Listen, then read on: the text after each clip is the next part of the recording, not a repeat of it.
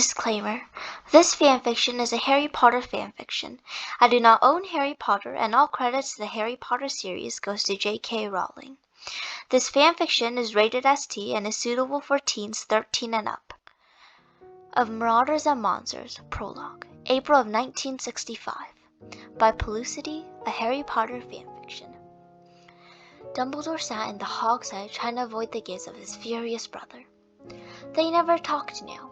Dumbledore could understand why, but it did feel a little bit childish to be bickering like siblings.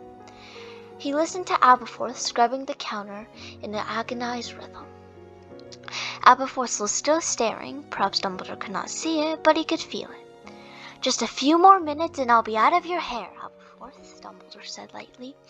"I'm afraid that this is the easiest place for secret information to remain secret." "I had to shut down my pub just for you," scowled Aberforth. "We can't all be rich and famous, Albus. Some of us have to make an honest living instead of pulling political strings for the greater good." Dumbledore winced. All of their meetings went like this. "This is important," he said, "and Clark is an honest man." "Clark Darnell is a werewolf." "An honest werewolf, then. He's doing good work and he has important information. I might as well offer him a drink at one of the best pubs in Britain." "Flattery won't work on me." "I'm not trying to flatter. I truly do not mean to bother you, Aberforth." Dumbledore glanced up at the portrait of Ariana and sighed. "I do not mean to bother you," he said again.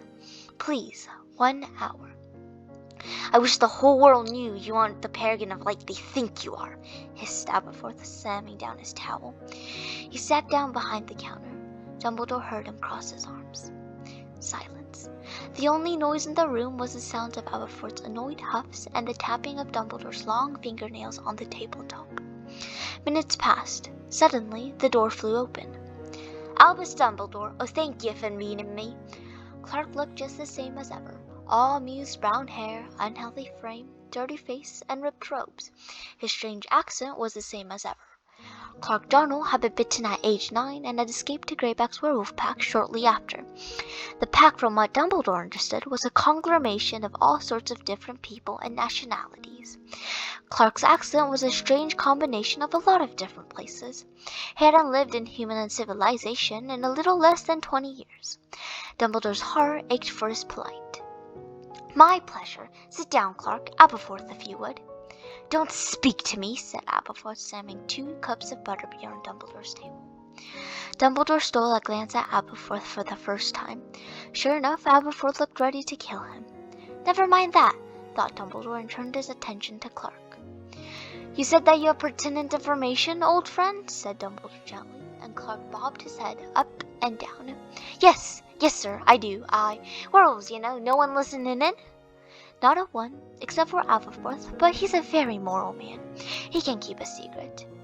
Aberforth scrubbed harder and grunted in agreement. "The man, Aberforth, he doesn't like werewolves much, huh?" Dumbledore smiled. Clark wasn't usually this blunt, but a werewolf who had lived amongst other werewolves all his life often misjudged human ability to hear spoken comments. Heightened senses were a blessing and a curse, mostly a curse according to Clark. "He can hear you, Clark." Oh, I'm sorry, sir, Aberforth, so sorry." Aberforth did not grace us with a reply, so Dumbledore broke the awkward silence. "How much time do you have?" "About an hour till Greyback notices I'm gone. Perhaps less. I should hurry." "I'm listening." Dumbledore took a sip of butterbeer. "Greyback's been excited lately. Dare say over the moon." Clark chuckled weakly. "There was a man a while ago. Forgot his name. Something like Loopy, I guess. I'll remember it later, probably. But he sort of insulted Greyback. Greyback had his spot of trouble with the ministry, you see, and was brought in for a proper hearing. Pretended he was a Muggle tramp. Almost got away with it, apparently, but the bloke, Loopy, he didn't buy it at all. Clever man." "Do you know anything else about this man?" "Greyback was going on about Boggarts. Apparently the bloke was an expert, and then they hired him at the ministry. Something like Crocodile for a first name. You know my memory's not all there, Albus." Dumbledore paused. An expert on Boggarts had been hired by the ministry. Crocodile Loopy? Dumbledore's mind started to conjure pictures of the young man whom he had taught years earlier. Brown hair, shy demeanor, studied various subjects for fun, sense of humor, got into fights with other Hogwarts students at times, mostly mild-mannered, but a temper. Lyle Lupin, he said heavily. It was Lyle, wasn't it? I taught him. Dumbledore started to picture what possibly could have happened between Greyback and Lyle that made Greyback so happy. A fight, perhaps? Lyle lost? The full moon was a few weeks ago. Was Lyle killed or bitten? Yep, Lyle Lupin. That was them, sure of it.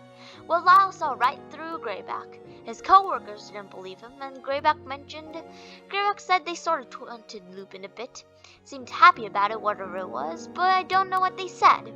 Ministry let Greyback free and tried to obliviate him, but Greyback escaped. Ministry knows what he looks like now.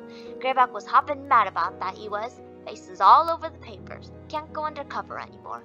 But apparently Lupin said that werewolves were heartless, soulless creatures? I don't know. Also implied we should all die. Dumbledore closed his eyes. Oh, Lyle. So I guess Lupin both insulted Greyback and added his appearance to the media, and Greyback was going on about revenge for a full day. Plus the day before the day of the full, you know. He was telling the story to everyone who would listen. Called us all together, plotted his revenge, said he was going over to Lupin's and killing him. Said if the whole world knew who he was, he might as well make it worth it. And he went over to the Lupins a bit before the full moon rose. Came back, looked pleased, blood all over. Dumbledore felt a bit ill. Lyle? Perfectly fine. Apparently, Greyback went out and scouted the area, watched the house for a bit. It's not just Lyle living there. He has a family. Wife? Kid? Dumbledore felt even more ill. You know how Greyback goes after the kids. He was happy there was a little lad there. Lupin got away with not even Scratchy did, but Greyback meant to kill the kid. There was hope after all. Meant to? Meant to. Lad was only about 5, Greyback says. Tiny thing. Asleep before 7:30. You know lads that young don't survive the first full, so there was no point in biting him and letting him live. So Greyback decided to, rip him apart, leave him barely recognizable. Wanted to hurt Lupin, he did. Meant to? Dumbledore repeated. You said that he meant to kill the kid. Yeah, he did, but he says he only got one bite in before Lupin heard noises and scared him off. No sense sticking around when a wizard's got a wand and is firing curses at ya. Clark chuckled. Miff's parents are dangerous and Greyback's not stupid. Says it was still fun though. Lad didn't even scream. Too stunned to do anything but stare. Greyback was happy about how things turned out. Says it'll be a lot more fun for Lupin to live with the werewolf kid for a month. Said it wasn't possible for such a young lad to survive the full, so Lupin would either have to put him down or let him die with the rising of the moon. But he regretted that he didn't get the kid for himself. Said he was delicious. Dumbledore shifted in his seat with discomfort. Clark was desensitized to such talk, having grown up among werewolves, but Dumbledore was not. He was entirely convinced that Clark did not ever bite or kill people on the full moon, but he would never voice his reproaches to Clark. Clark was, after all, a good informant and debatably a good man. Yet Dumbledore would not hesitate to protect anyone whom Clark may be willing to attack. Continue, Clark. Right, well, that was about 2.5 months ago, that was. Lad's been through the first fool. Lupin let him live, which Greyback found surprising, but you know what's even more surprising? Dumbledore shook his head. The kid lived. Had his skeleton torn apart at the age of 5 he did, but he didn't die. Mostly they gotta be at least 5.5, and even that's rare. Greyback says 7 is the best age. Greyback also said the kid wasn't even 5 when Greyback bit him. Close, but not yet. He was 4.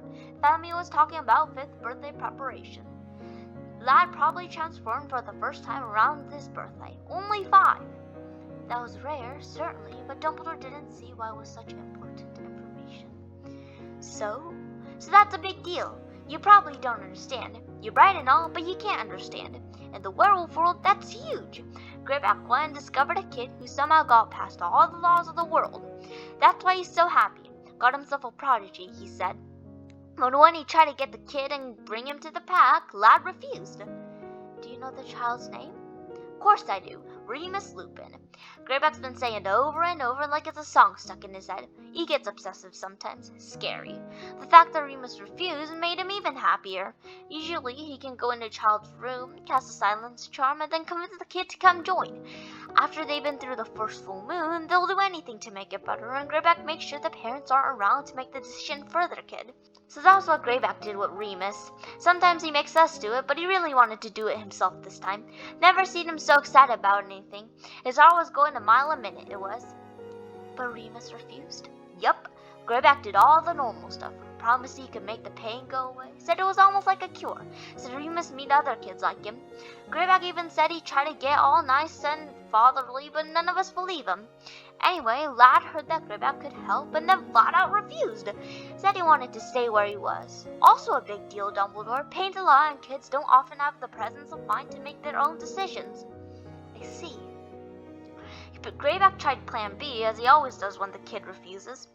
Took off silencing charms, let parents in. Sometimes the parents love to get the kids off their chest, but Lupin wasn't having it apparently.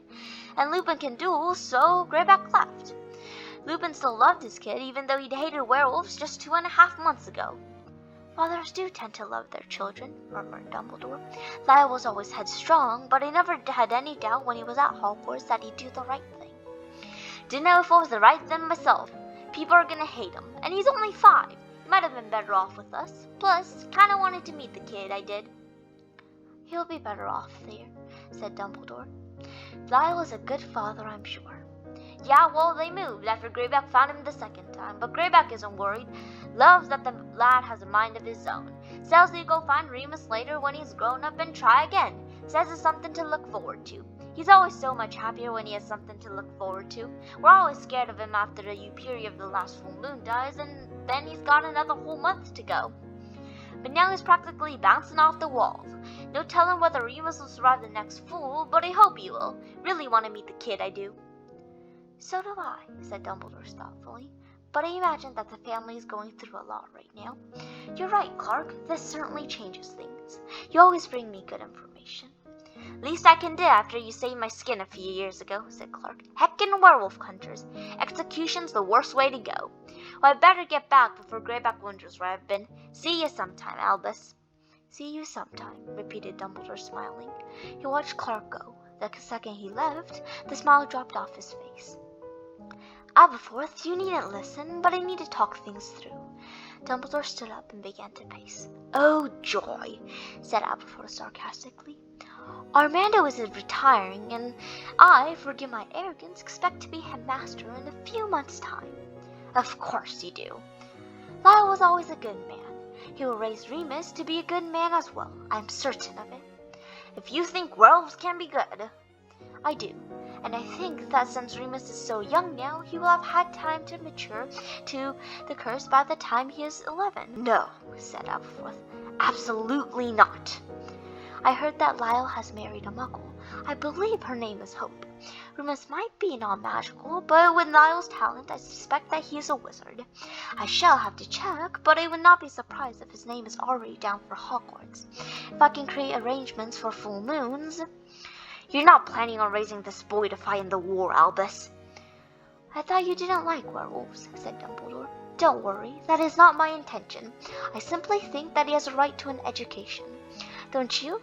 I can see many ways that this will be a success. But if I am as magically competent as I believe myself to be, I cannot see many ways in which this can fail. If this works, yes, indeed, I can see it working, he said more to himself than out. And it could be life-changing for a great many people, or perhaps just Remus Lupin. Either will satisfy me. You say that, but you only care about the greater good. None of that is true at all. It was certainly true, said Dumbledore quietly, and I'll thank you to let me be my own person. I am changed, I have learned, and Remus Lupin will learn as well. If I have anything to do with it, except in a very different sense, he is young still, but in 6 years. 6 years. Yes, I shall. What is the expression? Put it on the back burner, he smiled. Would you like a caramel toffee, Aberforth? In thanks? A caramel toffee will not make up for your mistakes. No, but a caramel toffee certainly doesn't hurt. I don't want your toffees. A couple of galleons? I'm not a charity case. A hug? Don't touch me. You may have my scarf, but it's a bit old and probably too flamboyant for your taste. Get out of my pub so I can reopen. Very well. Let me know if there's anything you ever need, Aberforth. I need you out of my life, Aberforth called, but Dumbledore was already halfway down the cobblestone street humming Rosina's Barbo Sally overture. All in all, it had been quite the productive day.